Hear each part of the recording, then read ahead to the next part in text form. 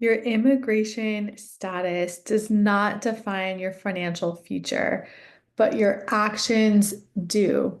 I've seen too many immigrants hold themselves back financially because of misinformation and fear. Today, in this video, join us to break that cycle.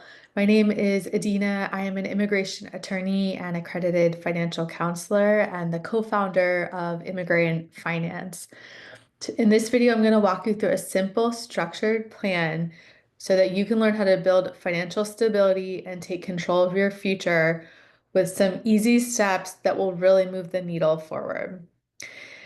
First of all, though, the reality is many immigrants feel and are actually financially stuck due to lack of access to financial education. The information out there on personal finance just wasn't created for immigrants. That was certainly our experience when my husband Mal immigrated to the US from Ecuador in 2013, and we struggled a lot with finances.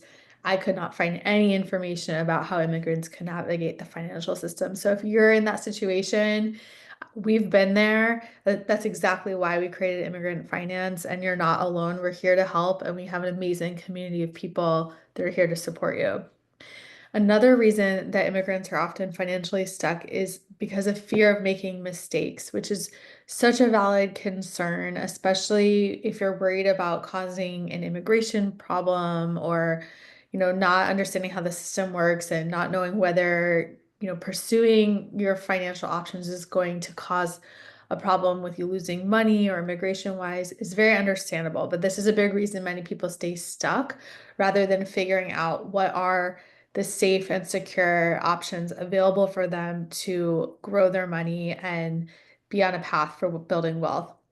And the third reason that many immigrants are stuck financially is because of, unfortunately, misinformation. There's a lot of misinformation out there about what's possible. We speak to people every week who have been told that they cannot have a credit card, that they cannot invest, that they cannot start a business because they're an immigrant, and it's not true. All of these options are actually available for immigrants. It's just learning the right way how to navigate the system. And here's the truth, wealth building is possible for immigrants. I'll say it again, wealth building is possible for immigrants. We know because we've helped over 300 of our immigrant students in immigrant finance school do that and get on the path to building wealth, get their investment accounts open, learn how to be investing, learn how to prepare to buy property, start businesses, right? Get on track for their money to be working for them. You just need the right strategy. It's just the how, and that's exactly what we're here to support with. So, with all that being said, here's some tips I promised for this video of what you can do to get started. I'm going to go over 3 easy steps and then, you can get started today, basically. So the first one is build your financial foundation. A great way to start building your financial foundation is making sure that the money you have in a bank account is actually earning interest, which is the free money, free passive income that everybody should be getting in their bank account, regardless of their immigration status or situation. It's available for everyone. And one of the ways you can get the highest interest without paying any fees is by opening what's called a high yield savings account, or HYSA. This is a really easy, great, accessible thing that people can do to get started. You'll keep your money secure, and it will also help you start earning free money just like you would get with investing, but something you can do and implement right away.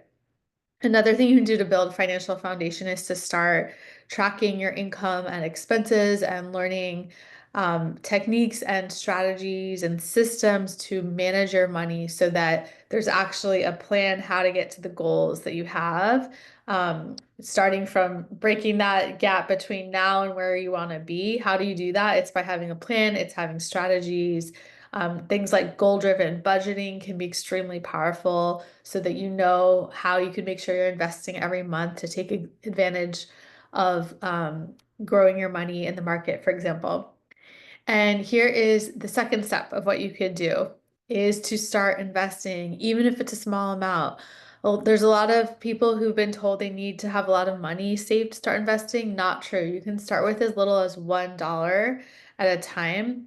So you can absolutely start small. There's no reason to wait to start investing, and many immigrants wait too long because of fear, because of thinking it's not possible for them, because of getting rejected when they try to get their accounts open with ITINs.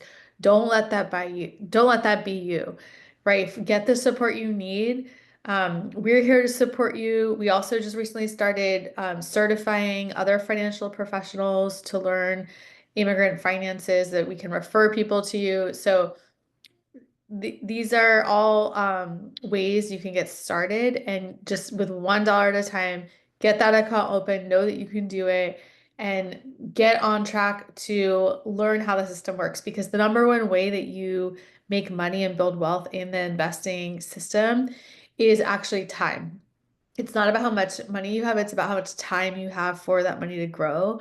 So the sooner you start, the better. And it does take some time to get used to it. It's kind of like learning a new language. There's some new terms, right? So the sooner you can start, the sooner you can get your money growing, get familiar with how things work, and get on track to be building passive income and wealth in the stock market.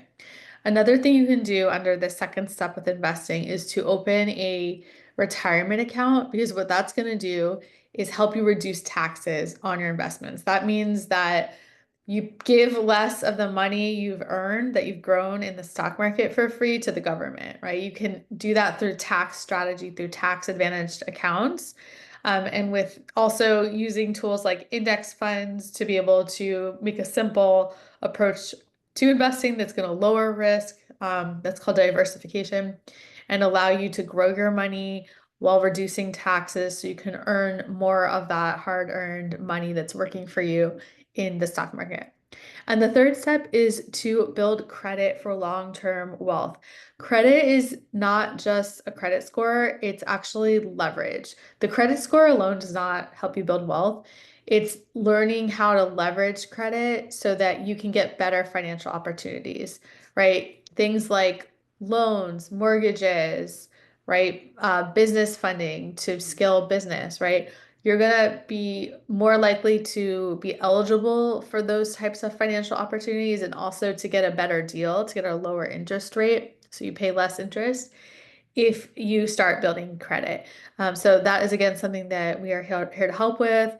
All immigrants can be building credit as long as you have an ITIN. If you don't have a social security number, that's really the way. And same with the high yield savings account and investing. All three, if you've got the ITIN, you can do it.